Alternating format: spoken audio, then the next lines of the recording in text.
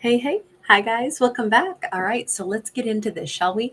This is going to be a bonus general message. Now, I typically start these out with some anecdote, something real, something that pertains to my dog, and then we see if that sets a tone for the story. Today, I actually want to do something different. Sometimes I'll do this, I haven't done it in a while, but I just want to go silent for just a second, shut my eyes, and see if anything pops into my head because I feel rather blank today. I feel like a rather blank slate. It's been a very, very, very busy day. And I was so excited to sit down and do stories. And then I was like, I feel though like the possibilities are endless because I don't have any, I don't know, I feel like even with cards, I don't know if there's going to be a story that presents itself um, strongly to me right now because I feel so open, so empty at the moment. Not in a bad way, but just a minute. Teeth, white, white, white, white, white teeth. That's instantly, that's what I see in my head. I don't know if somebody has like the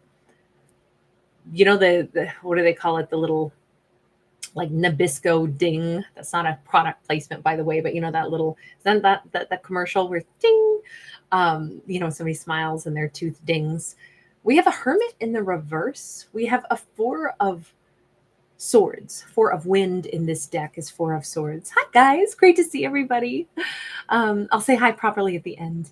But we are starting out with possibly a Virgo. But this is somebody, maybe somebody's ready to walk around and give a bunch of toothy grins and be real social after a time period of like off there on their own. Now, this is a very like rustic. You notice he's got this huge set of antlers. This feels like somebody's been off on their own for quite a while. They could be a divine masculine just because of the antlers, but really what we're seeing is somebody who has a tremendous amount of wisdom. But I'm going to say this is like an earth muffin kind of a character that we're going to be describing. And they have been off on some, let's say a vision quest or a soul journey of sorts. And they've been alone for a long time. And now they are pretty healed, pretty healed. I say, I can't say confidently healed because that card is still sideways. But that Four of Swords is, again, this can be silence while someone is trying to heal.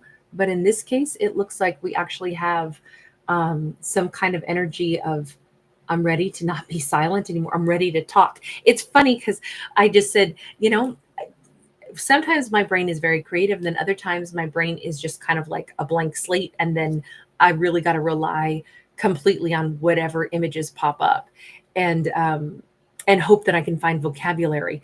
And it's so funny how, I guess maybe anybody that does anything creative, you probably know what I mean. It's not like the same as a writer's block. It's more like I actually like it because I feel like I know I won't be putting in any of my own thoughts. It'll have to come from exactly this. It's like more than ever. It's like I hope something comes out of this.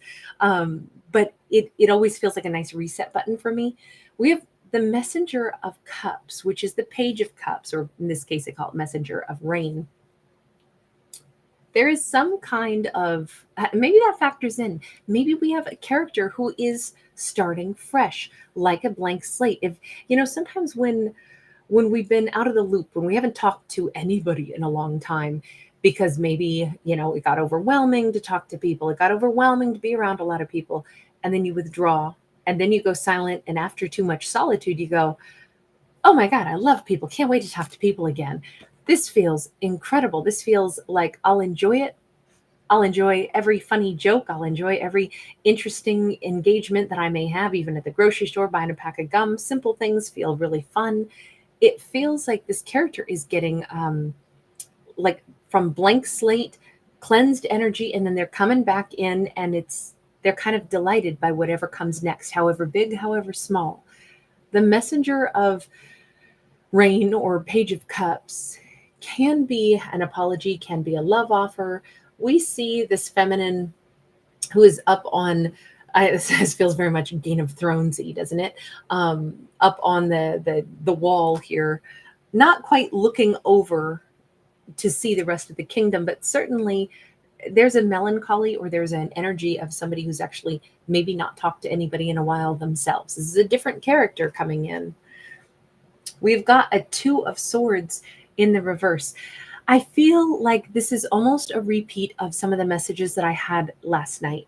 Last night, pretty much every zodiac that I did, there was this common thread of like the time for opening up dialogue, having conversation, connecting. That it seems like there are not blockages right now. Like characters are open to, flowing and connecting. Amanda Curry, thank you, Angel. You sweetheart. You just bought me a cup of coffee, didn't you? You sweetie pie. Thank you. Thank you so much. I will think of you. I'll think of saying cheers to you on my birthday, no less. I will get a cappuccino and I will send a little thank you to Amanda. This enlightenment card, excuse me, is actually, though, funny to have it here because it's the judgment card in any other deck. They just call it enlightenment here, but it came out in the reverse. So here we have, this could be somebody who wants to make an apology. They want to offer something. They want to connect. They are not trying to block energy. And yet this says, well, these two are not reconciling. So maybe we have two completely unknown characters that just happen to be sharing that energy flow. Like, they're running parallel to each other. I'm not feeling like I want to block anybody. In fact, I'd love to connect. I'd love to smile. I'd love to, get close enough to see somebody's teeth so I can smile at them. Like that might be our first character. And then the second one is, I almost think she has a lonely energy to her. It's like, I'd love to be friends with somebody or offer something to somebody. I'm not trying to block anybody out of my life, but I don't see anybody around me. This could be a really good matchup if we have two characters that perhaps would like to connect. We have the Five of Pentacles here. Five of Pentacles is the missed opportunities. It's the sometimes loneliness. It's the sometimes, how would I say it? Sometimes it's people that haven't put all of their energy into something, and it's like, wow, I showed up, but they didn't. So I don't know what it feels like to have support. I only know that I keep showing up, but nobody else is there. And I would say that's the way I would read it for this storyline, considering the cards that we've already had. And yet we have the Bird coming in, which is, in my mind, it's always the messenger. I'm going to say that we have got two characters who've been alone a little too long. This isn't a singles storyline, but it's certainly starting to feel like that, isn't it? And today is Wednesday, so I need to do a singles storyline. We have the King of Cups upright, and we have the Seven of Swords. Well, there's a very good reason for characters to have felt rather forlorn, because when you think you've met somebody that's loving, and instead they go, I could give you everything, but I'm not gonna. That, I'm super loving. I'm just not going to give to you, but I'm not going to tell you that. I don't know if both of these characters went through something like that, or certainly I would argue that she may have, because she seems melancholic, whereas our first character doesn't seem like melancholy to me at all. And our first character comes across as a divine masculine. I'm going to say that possibly the reason that feminine has a sorrow is because, hey, I met somebody who was really loving, but they weren't toward me. They intentionally held back, but I thought they were going to be loving. They presented themselves like that to me. So why did I get icicles and ice cold from somebody who supposedly was so loving? Because maybe they weren't that person. Maybe they were a gigantic, sorry. A liar, pants on fire. We'll just leave it like that, okay? Because what I was going to say was not going to be so kind. I can understand why, when you don't get any support from somebody who first presented themselves like they were going to be loving, and then instead they are ice cold. That can be, it's like walking up to somebody and thinking that they're going to give you a hug and you're going to hug them, and then instead they turn away from you and act like they don't know you. And you're like, oh my God, I don't know what to do with that. Like we had something, but now they don't want to even acknowledge that they know me in public. Okay, that's bizarre. I'm not saying that's what happened to her, but this forlorn energy, it kind of like made her shrink inside. That's the way I would describe this character. She didn't block anything, but damn, she didn't get anything in response. And I think it just made her like go, oh gosh, I guess I got this person all wrong. You know what? I am really, really, really glad if this is her story of what has gone on in her world. I am so glad that she's about to meet somebody who, in a completely different energy, This hermit character has been off on their own for far too long.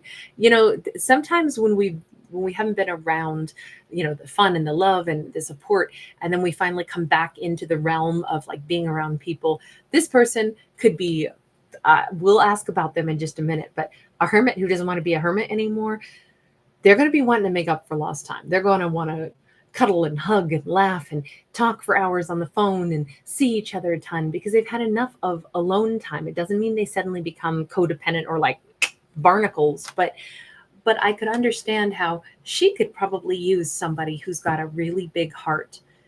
There's no reconciliation with exes. And you know what? They're not really supposed to think about exes in this story, and they're not supposed to consider like, okay, let me forgive an ex. Screw the exes. Screw all that and be done with it. This storyline says no exes, no looking back. You don't need to forgive them. You don't need to remember them. What happened happened, but let's get these two together. Like that's what I'm like wanting to cheer for, is for these couples or this new potential couple. That's how I'm reading it, but let's see if I'm right. Let's first talk about the hermit. Hermit, tell us your story. Why were you off there being a hermit? Oh, wow. I didn't even know this was the deck I grabbed. I totally was expecting, I knew that I grabbed this deck on the back, but I forgot what it looked like on the front. I totally thought it was a different deck. Okay, so foolish, and we start with the Fool card, and we have the World card. Okay, so we literally have the Alpha and the Omega. I feel like I have said that like 3 times in the last 2 weeks. I don't know why. One of the times it made me think of that Leonard Cohen song, Light as the Breeze, but it's just funny to see literally the Fool is 0 and the World is the last card in the deck. This Hermit, what a great way to describe a hermit's journey. The Hermit has gone from like nothing to something and back again. They have gone, now I've got that song in my head, back to the middle and around again. I'm going to be here till the end, 100% pure love. I haven't heard that song in a while. By the way, somebody just accused me of reading on the screen, which is hysterical because I'm probably the most random person ever. I guess she was implying that I'm stealing somehow I'm stealing something and reading other people's readings or something. But I challenge you to find anybody who tells stories the way I do, because not even I have any idea what is going to pop into my little walnut of a brain. And I'm not really sure how I could be shuffling cards randomly and then telling stories randomly. But sorry, she must be a new troll who's just popped on. And so you always get these insane things, but it just made me think of that. So I'm sorry, because this is, the people give me too much credit. I'm not that crafty. I don't think I could read and shuffle and tell fake stories that aren't my own all at the same time. But thank you for the compliment. I'm glad you think I'm crafty enough to pull a stunt like that. But these are all my words. So here, with the Fool to the World, our hermit has gone through literally everything. Our hermit has reinvented themselves from beginning to end. Our hermit has looked at life, they have done life, and they have reinvented themselves in probably a very, very, very big way. I would guess that this hermit is, they could be really hard to peg their age, because they could be having like a complete youth. They could have learned so much, and they could have, created a whole life for themselves, changed careers. They are ready to come back and connect with people. So I'm thinking they probably were social at one point, because the Fool and the World, they were of the world. This character could have, like lived in, how to think of it like this. People that are like sports figures, and they're the best of the best in the sports world, and then they age out of that, and then sometimes they wind up going through the same ups and downs of finances that all of us have, and eventually they're working at a local hardware store, a 9-to-5 job, or a famous actor or actress, and then it's just a job, right? It's and jobs change, and avenues in life, like we live a pretty good long lifespan, so we can change and do different things in life. But I feel as if it could be as big a change as that. This character could have been a famous actor or actress, and they lived that life for a decade, and then they kind of stepped out of it and they went silent for a while. And now here they are ready to reemerge as just we'll say a civilian instead of an actor or an actress. It's used to being celebrated and noticed and, recognized and people rushing them for autographs. And I just feel like no storyline for this hermit could be too far-fetched, because a hermit who's gone through everything from the Fool to the World, they have already lived an entire lifespan within one lifespan, and they are about to start their next lifespan.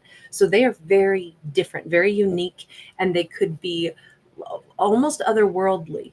Now I can see how they would and why they would be so jazzed to be starting life again as like a new refreshed character, because how exciting would that be to get a second chance to do life as a completely different person. Maybe they've changed their name even. Maybe this hermit person has changed everything about themselves. And I don't mean that they were like, oh, I hated who I was, I had to change that. But sometimes we think a hermit goes on kind of like a soul journey where maybe they do pull their energy back because they expended too much of it. That's probably why I thought of it like an actor or actress, because I would imagine anyway that they could get pretty exhausted from, it's got to be exhausting work, but also at some point they could even get exhausted from the fame. I'm sure that would grate on, intuitive, creative, sensitive people in particular. Some people crave fame all the time, but intuitive, sensitive, creative people, I wonder anyway if they maybe find it exhausting. So that's just an example that this character could be, they could have pulled their energy into a silent mode because they kind of like crashed out. They certainly went all the way through the full realm of experiences, through the Fool's journey, through the entire major arcana. So they went through everything from love, lust, karmic, heartbreak, just finding themselves again, finding what they believe in again, being challenged, being pushed, having to find forgiveness. All of that, they did this already at least once in their life. And now they're thrilled because they've kind of purged that, revamped themselves, and here they are back ready to connect again. We have a Knight of Wands in the reverse. Nothing that this hermit does is going to be without meaning. A Knight of Wands can be, like, oh, I'm passionate and I want to run around and I want to grab a hold of any cutie and give them a quick smooch, and then I want to go smooch somebody else because I got to try all the different kinds of lips that are out there, and man, I'm starved. It's like a kid in a candy store who hasn't had sugar in a while and they just want to gobble it all up. That is so not the way this hermit is going to be operating. In fact, because they've gone through life, they've gone through an ending, they've withdrawn from life for a while, they've healed, they've become a different person. That is why life means more to them. They could seem very jolly and lighthearted, but it is not silliness. It is not just jolly and lighthearted. We have a Queen of Wands. Okay, so I don't know who is who in this storyline as far as like, do we want to say that the hermit is a him or a her? And it is irrelevant to me anyway, because all characters have the yin yang vibe within them. But who they are now, the hermit has morphed into the Queen of Wands energy. They could be a man, but they could be sitting in the Queen of Wands energy.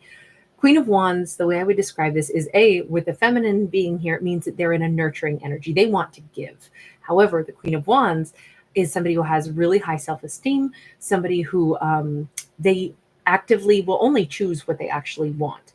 I always think of them as they're better at the word no than any of the other queens. They don't really feel pressured to agree with things that they don't, to say yes to people who want their time if they don't want to give their time. They don't feel like they need to please other people. And so they're really good at only going for what they want. So this hermit person, let me tell you, if this hermit person winds up meeting our feminine that we talked about, I think this is going to be such a great matchup, even more so now, because she won't have to wonder if they see her and they choose her. It's going to be like, you don't have to question, am I your pity project? Oh God, no. No Queen of Wands ever does anything for anybody that they don't feel like doing first and foremost. And it matters. This will matter. It could be a passionate, instantaneous connection, but it will not be frivolous. First off, we're dealing with a hermit, right? Somebody who's lived a really complex life already, and somebody who is they've found their self-esteem. So they're in a place to be very confident. They may lead the relationship, but let's ask how these two encounter each other, if indeed that is where we're headed. Crystal Suzanne, thank you, sweetheart. You are so kind. Thank you very much. We've got the Magician. How are these two going to meet? Well, first off, it still is happening this year in this story because it's year and we got the dragon here. And we have the open lotus flower. So I feel like these two are primed to match up at some point in time, maybe around Halloween. And I only say that because it looks like he's in a Halloween costume, cloak, kind of playing a persona. These two are manifesting each other, though, without even meaning to, is what I would suggest, because of their backgrounds, because of their life stories, because they're already sharing the same vibe. They're already sharing that energy of, it'd be nice to meet somebody real. It'd be nice to meet somebody who's true. It'd be nice. May not happen, but, I'd be willing. Our hermit person certainly is actively ready for love and passion and warmth in their life. She is ready to offer something, even though right now she's of the opinion, I know what I have to offer isn't very good or very much, but I would like to see if somebody else would like what I have. I mean, I know my ex didn't seem to think it was much, but I would like to at least try. She's coming in a much more soft, much more humble, and I really think she could use some serious sensual healing from somebody that is going to be 100% into her, 100% all about this. And again, I think they'll be the ones. I think that hermit person is going to be the one that drives the connection. I think it's on their side, even though the two of them have been energetically reeling each other in. We have a 9 of Cups. All right. Again, with a dragon, we got a 9 of Cups energy, which is what they're manifesting is happiness. She at a more mild energy flow. But here's the thing. What I love about her is that even if I've described her as melancholy, she's not a broken little soul, is she? She's not a broken little spirit. She still doesn't even have her swords up. She got the 2 of Swords in the reverse. She's not blocking love if it comes her way. She may not be as actively seeking it as the hermit person is, but she knows damn well that what she ended up with for that ex was not a happy situation. And she knows that that was an untrue situation. So she's not like all messed up in the head over that ex. Is it something where it's like, it still kind of makes you shrink inside a bit? Yeah, but I just think she's learned how maybe she overgave to an ex who wouldn't give anything in return. And maybe that's why she's saying, remember, start slow. When you meet somebody, start slow. Don't give them too much time, energy, or even too many accolades. Don't name somebody, oh my God, they're amazing, they're a king of cups, only to them find out they are a selfish little SOB. I just can't stop myself. I was determined to say something bad about that character. I'm so sorry. Potty mouth Kate tonight. The pirate is here. The thing that both of these characters are actually manifesting is happiness. And I like the fact that they start with manifesting happiness for themselves, and it happens to be that they are pulling each other from across the universe into one another's sphere at some point here. That's a better way. I think like neither one of these characters are in a place of desperation, must have somebody, so lonely, somebody fix this for me. Neither one of them is in that vibe. They both simply are like, I don't even think about exes other than to know I learned not to overgive. That's her message. The hermit is like, dude, I learned a lifetime of lessons and I am a totally different person. And now I only do things that I really want to do and only pick people that I really am nuts about and people that show me that, they share that vibe with me. Because I want to be happy. Both of them have the same like jolly attitude. And it is probably because they are listening to their guides. They both figured it out. You know why I'm single, or you know why I'm by myself, or you know why relationships didn't work out. It's because I was the only one showing up. So how do I remedy that? Not by me not showing up anymore, but I only show up for people who do show up and match me. Like that's the secret to the happiness in this one. I love the fact that it's the energy and the vibe of how they look at things that changes the outcome for these two. I feel like we just told the story of two very strong people, strong-willed, strong mentally, strong emotionally. Let me get one last final message. Anything from the universe here? Huh. You know what? The best broken heart card I think I've got, because we can see this is a 3 of Swords, so it's the worst card, but it's the best of the worst, because you notice how she has this orb of light that she is sending around all the shards of the broken heart. And it's like, it's almost like she's melting. I look at it like it's rubies or gems instead of it being like a broken glass heart, but she's melting it together with this incredible like sphere or orb of white light that surrounds it. And this is all coming, you notice that we can't really see her eyes. It's all coming like from just her energy, her power. And we got the big old raven here behind her. We've got the guide overseeing all of this, sitting on the shoulder like, I got you. You can fix this. And this card came out sideways. So it is definitely a story of, it is time to mend broken hearts. This is not a time to cry over exes. This is not a time to wish for exes. And it's not a time to pretend that hearts weren't broken. It's only the time to say, how do I fix my broken heart? By manifesting happiness. And how do I do that? By doing a fist pump in the air and feeling powerful and knowing that, of course, I can change my outcome. This is my year. It's still Year of the Dragon. We got months still. We can do a lot in a couple months. We can heal this heart completely. We can change our fortunes. We can change anything and everything. We can change our timelines. We can change who we fall for. We can meet new people. We have ample time to do it and still do it all this year. So it's a very, I loved this one. This was an awesome storyline. I haven't had a really good one for a while. All right, you guys. Thank you so much. Really good to see you guys. I appreciate you. Hey, Sheena. That's a good point. No, rude is rude. I'm the one who read the comment. So, yeah. Oh, yeah. I totally hear what you're saying. Yes. It was also the way they wrote the comment when people start out with, I hate to say this, but, and I'm like, well, most nice comments don't start out with, I hate to say this, and then they go on to say something.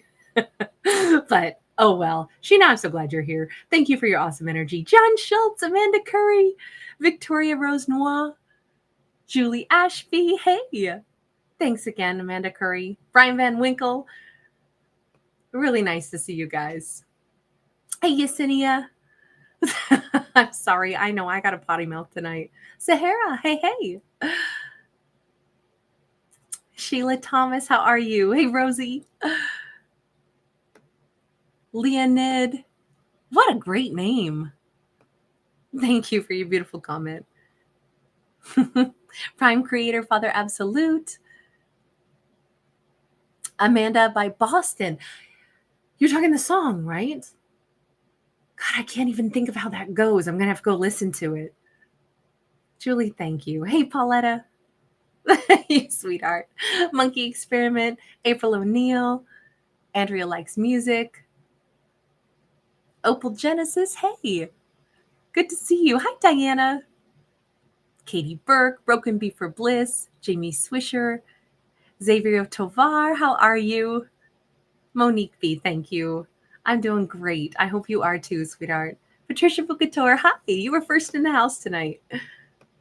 Jessica Sweezy, always great to catch you. Hi, Shell Hamilton. Awesome. Shell, I'm glad you enjoyed the Libra ones. I just got one out last night. I got to get caught up on some of the other zodiacs. V-Dub the Fox, great to see you. Octopus, hey Rhonda. You guys, thanks again. Great to catch you tonight. Signs and Sings, thank you, honey. Hey, Susie. Yesenia, thank you for rolling with it. Hey, Nat Louise. Jenny Crum, thank you. Right back at you. Bella Novella, love it. Misty, hey. Thank you. DJ Free Press, hi Ash Cash. All right, you guys, lots of love. I will see you guys in the next one. Hola, ¿cómo estás, Rach? Thanks for popping in. Hey, Carmen. All right, you guys, I will see you in some of the next ones. I had a special request to bump Scorpio up, so I will get to a Scorpio tonight as well. We'll get to several different zodiacs. Late tonight, I'll put out a singles read, even though this one kind of felt like a singles read, but we'll do another one. So, all right, you guys, take care. Bye for the moment.